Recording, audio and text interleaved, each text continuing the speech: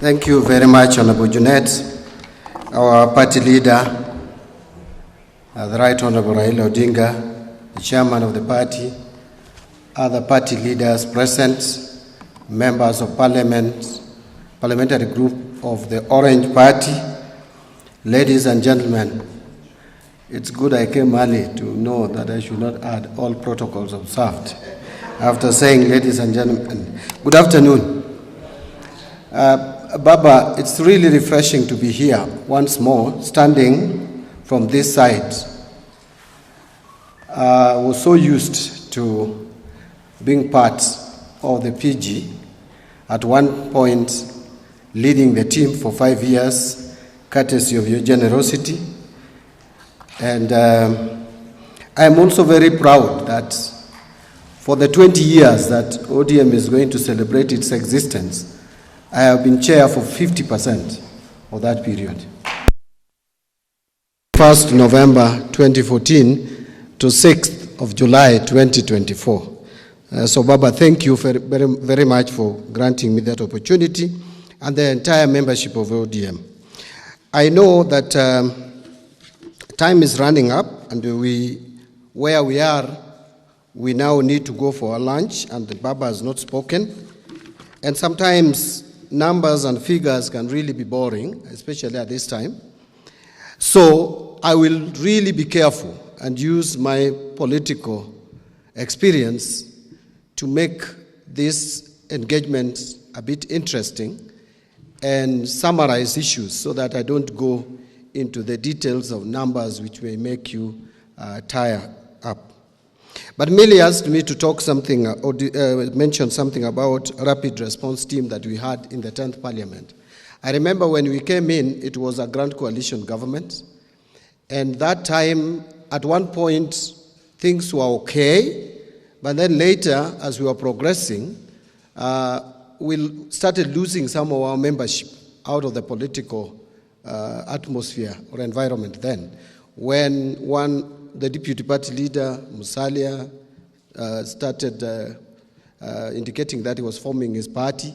And then, of course, the other deputy party leader, William Ruto, also had started drifting away. And so we found ourselves in very complicated situation, given that we were sharing that government where the prime minister was actually our party leader. And so we quickly came together as young, vibrant members of parliament then, and we were a critical team, and we formed ourselves into a team that was monitoring what was happening in terms of legislation, in terms of proposals and policies that were coming, and we could interrogate, and we assigned ourselves. When it came to matters legal, we knew Millie, Babu Namwamba, and we also had even Olagwa Luoch in the team, were looking at matters legal. Matters economy was left for us, myself, and Martin Ogendo, the former MP for Rangwe. And so, but we also had backup of other MPs, and we could respond to issues instantly. So there was no time you could catch ODM unawares on the floor of the House. And that is what I would encourage, that even here, I know usually ODM has the human resource that is required. Actually, we pride ourselves of having that human capital that no other political party ever has. So just organize yourselves in a group. You don't have to be many. You just have to be a critical number which can interrogate issues that come to the floor of the House. That is what RRT was all about, and I think we were successful. Baba here was very proud of us, and I'm sure Kenyans were. So let me quickly run us through the economy, and I'm going to really be brief and summarize. The number one, if you look at this, the bar charts there, the figures you see around there, it's just showing you the world economy, how it is. The world economy has grown on average at about 3.5% from 2020, when we had the COVID. You can see it's hovering around that. In fact, in 2020, we had recession. For a long time, this is the first time that we had economic recession. And then you can see the major economies. You can see what has been happening in the advanced economies in terms of economic growth, 1.8, 1.8, 1.5, 1.6. This shows you that from 2023, there has been economic slowdown in the global economy. And you can see the USA, you can see Euro area, Japan, and we have picked out China among the emerging and developing economies.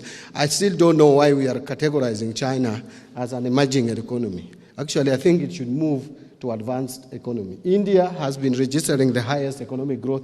When you come to Africa, you can see the average growth is 3.644, then we project 4.4% and 4.3%. South Africa, which is the leading African economy in terms of size, you can see the economic growth.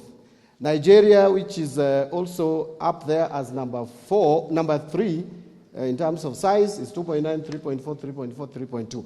Kenya has actually taken off, bypassed Ethiopia to number 6 this year, but you can see we grew at 5.7, 4.7 last year because of the challenges that we faced. We are projecting an economic growth of about 4.8 to 4.9% this year, and then next year we project to grow at 4.9 conservatively. And then this is just, again, emphasizing the same. I have put there, if you want this presentation, it can be provided to you. I've put there, if you see that cycle, it is showing the contribution to our GDP in terms of the sectors. Agriculture sector is still contributing 22.5%.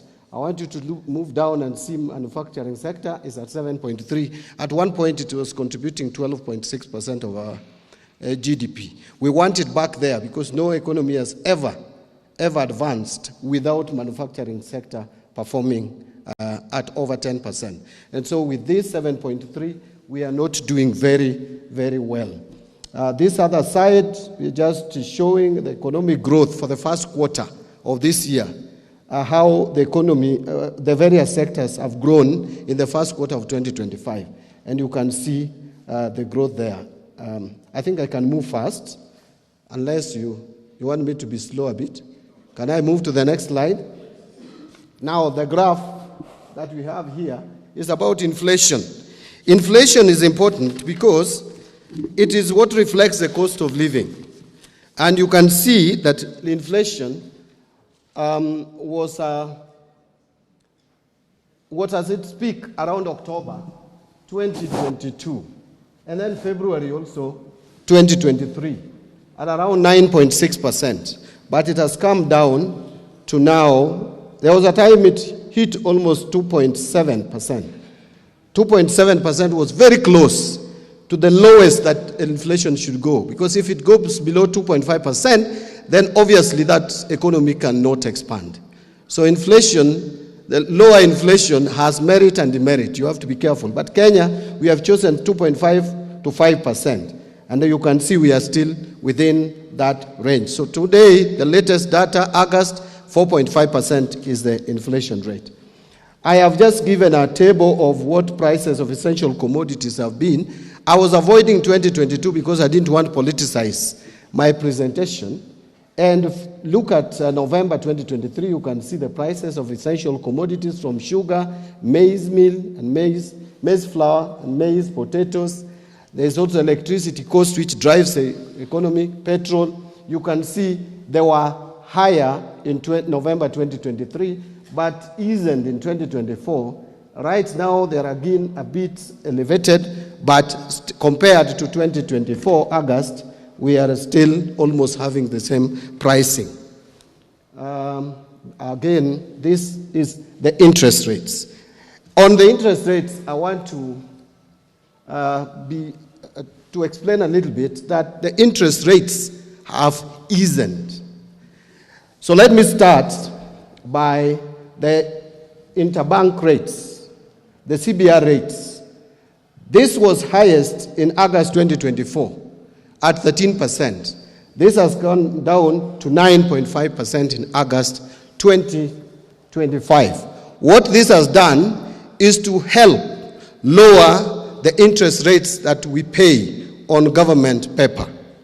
Today, I'll tell you the latest of Thursday last week, 91-day Treasury bill, which was trading at 16% in August last year, today is trading at 7.9%, below 50%, less than 50%. What that means is government is now borrowing cheaply in the domestic market compared to last year.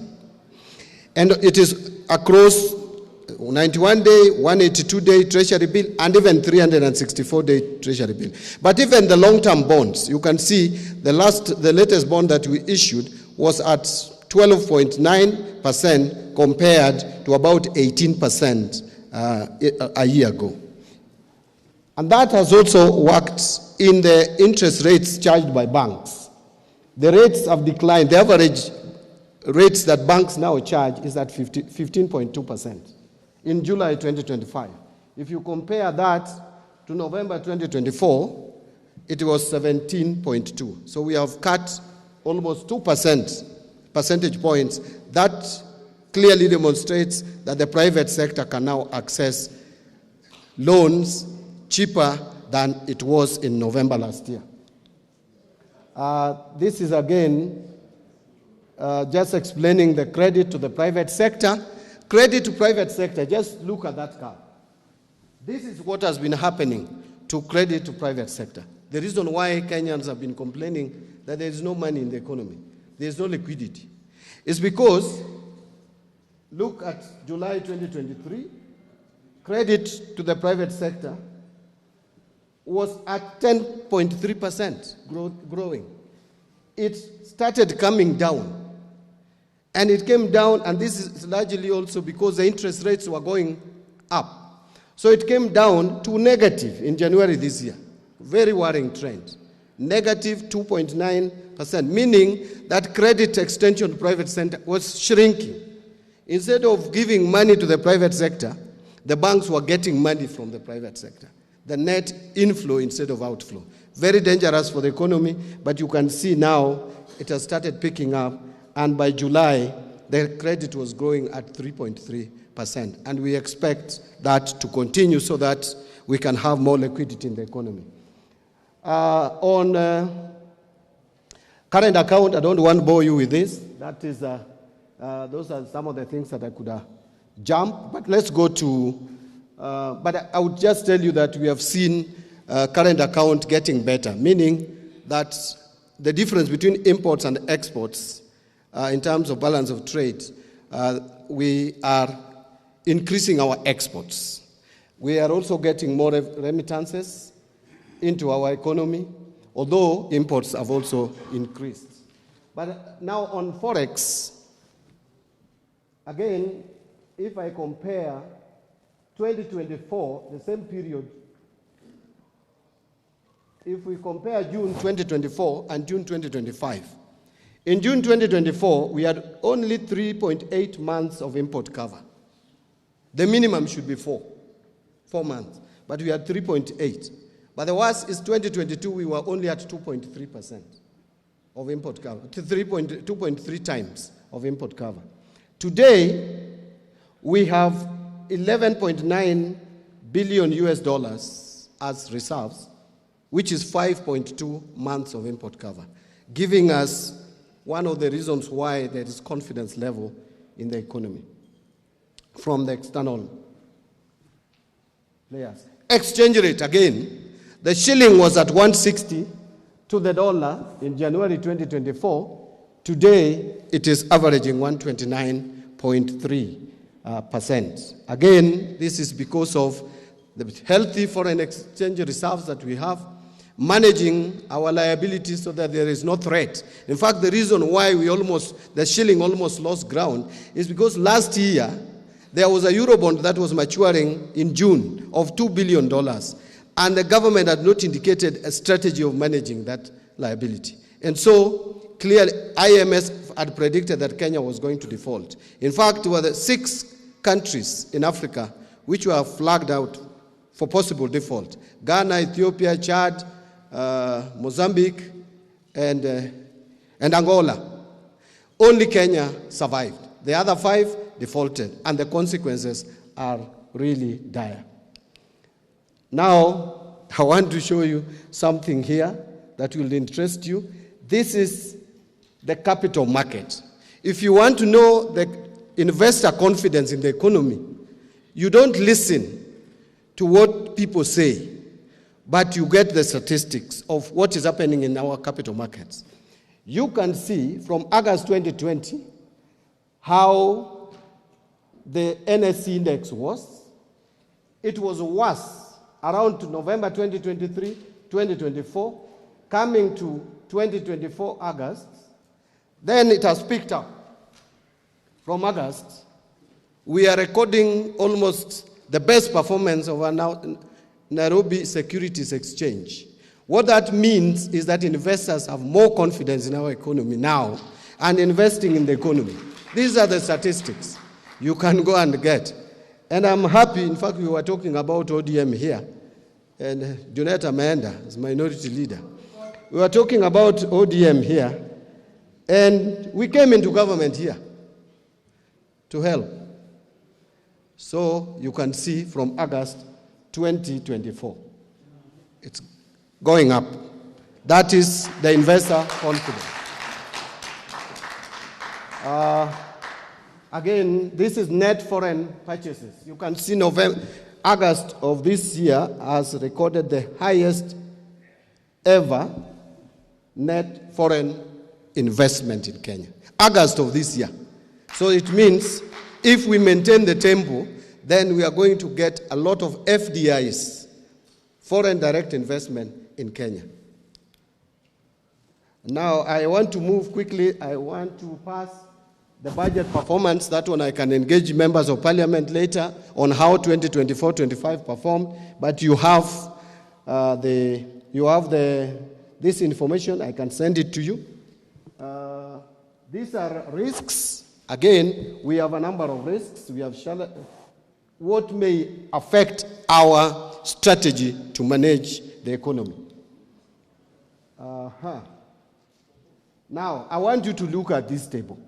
This table, I'm very deliberate about it. Why? I want to tell you that we are still not out of the woods yet. And you can see from, now this is, no, this is not the table I want you to look at. I will come to it. This, I was just showing, this table, sorry, the table that I've just passed. Anyway, I'll not go back to it. Oh, it is back.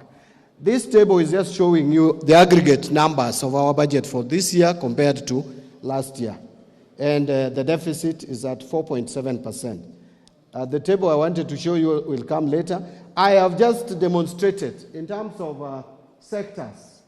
Look at what the percentage of our budget education is taking, 27.6%. But it is still not enough. Capitation is not enough.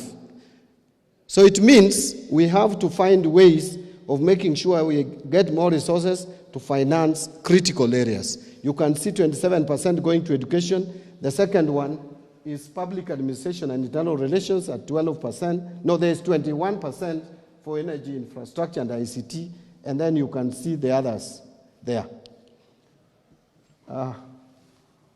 These are just numbers. Let me pass the numbers. Let me just go through these numbers. You have them, members of parliament. So I wanted to talk about the shrinking fiscal space. If you check 2010-2011, we were only collecting 609 billion shillings. You may look at that figure, compare it to what we are collecting today, which is 2,420,000,000, and you think it is kidogo.